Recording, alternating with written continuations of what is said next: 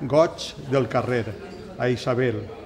La joia pura del carrer es va reblir les mans de tendres grapats d'aigua i ens reiem, bobament ens reiem, i a tots els músculs era l'aigua viva del goig, vinguda entre les herbes i les llebres.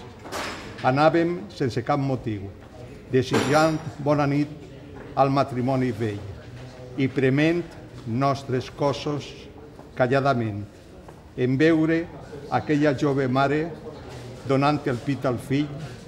Viure ens era un regal, un teuladí de fang amb dues plomes pintades de fuixina i un cavalcar corsets de cartó grocs i verds, com en una sardana de joguet, fent-nos senyals, dient-nos adeu, adeu amor, mai no t'oblidaré. La vida ens era una sorpresa, una granota viva a la butxaca, una cúpula enorme de cristall, un silenci, un desig rabent, un estupor, un rellotge parat que algú ens havia donat perquè a la fi el poguéssim obrir.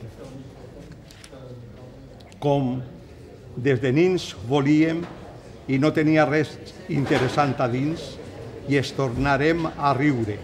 El temps estava en l'aire i allargàvem les mans, cercant grapats de temps, però el temps tampoc no era, només era la joia del carrer i els crits gol, gol dels infants que jugaven al futbol en sortir de l'escola.